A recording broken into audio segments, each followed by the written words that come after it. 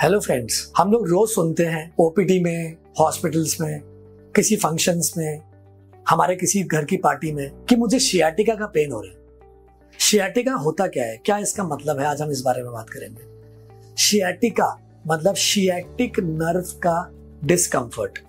Sciatic nerve क्या होती है? ये हमारा लोअर स्पाइन का मॉडल है। हर बोन के बीच में एक कुशन होता है जिसको हम लोग डिस्क बोलते हैं।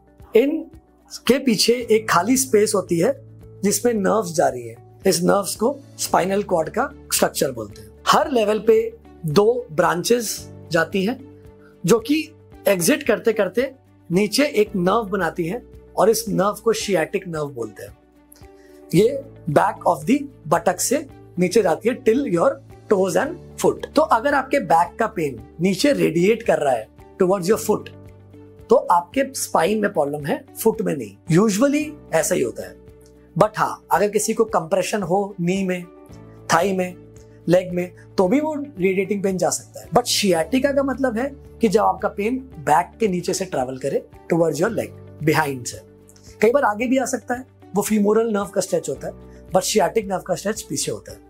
इसको कैसे पता लगाएगा कोई भी इंसान घर बैठे बैठे कि कभी भी बैक एक है और जैसे ही लेग में पेन जाने लगे तो उसको समझना है कि उसकी नर्व पे कंप्रेशन हो रहा है, जैसे कि ये डिस्क पीछे निकल के रेड कलर की डिस्क नर्व को दबा रही है। L4, L5, S1 इन 3 नर्व सबसे ज्यादा दबती हैं, लेकिन L3, L2 भी दब सकती हैं।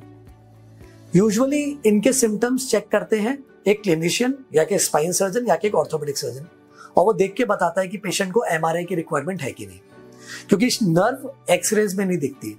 एक्सरेज में हम सिर्फ एक अनुमान लगा सकते हैं कि स्पेस कम हुई है डिस्क की, तो शायद डिस्क में प्रॉब्लम हो। बट अगर आपको एग्जैक्टली देखना है कि आपकी नर्व दब रही है कि नहीं दब रही, और दब रही है तो कितनी दब रही है, और इसका क्या ट्रीटमेंट प्रोटोकॉल आगे रहेगा, इसके लिए आपको MRI कराना जरूरी है। अगर आप MRI कराएंगे तो आपकी ट्रीटमेंट उस डायरेक्शन में सही चलेगी। शियाटिका का मतलब नर्व का खिंचना या नर्व पे कंप्रेशन। अगर नर्व की बात है तो कुछ ना कुछ एक्टिविटीज ही करनी पड़ेगी, जिसके बाद ये अपने आप जाएगा। यस, कई बार अपने आप भी चले जाएगा जब बहुत ही माइल्ड सी प्रॉब्लम हो। लेकिन अगर ये पेन परसिस्ट कर रहा है, बढ़ रहा है, आपकी नमनेस बढ़ रही है, आपके पावर की कमी हो रही है, आप चलने में थक जा रहे हैं, आपका पैर भारी हो रहे हैं, इसका मतलब आपको ट्रीटमेंट प्रोटोकॉल की जरूरत है।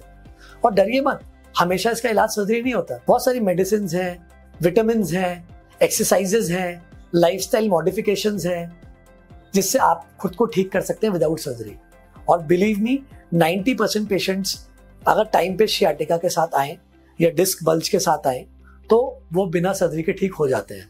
बट यस, अगर बहुत ज़्यादा प्रॉब्लम है, कंटिन्यूअस पेन है, मेडिसिन भी काम नहीं कर रही, MRI में भी बहुत खराबी आई है, तो सर्जरी की जरूरत भी पड़ सकती है। लेकिन कुछ सिंपल स्ट्रेचेस या फिजियोथेरेपी या एक्सरसाइजेज, रिहैबिलिटेशन, अगर कोई आपको डॉक्टर समझा रहा है और नहीं भी समझा रहा, तो आपको खुद पता होना चाहिए कि इनका बहुत इंपॉर्टेंट रोल है किसी भी ऑर्थोपेडिक प्रॉब्लम्स में। तो बैक के स्ट्रेचेस होती है, जैसे आपको एक्यूट पेन है डे 1, डे 2, डे 3, तो आप स्पाइनल एक्सटेंशन एक्सरसाइजेस करेंगे, समझे, जिससे आपका पेन कम होगा।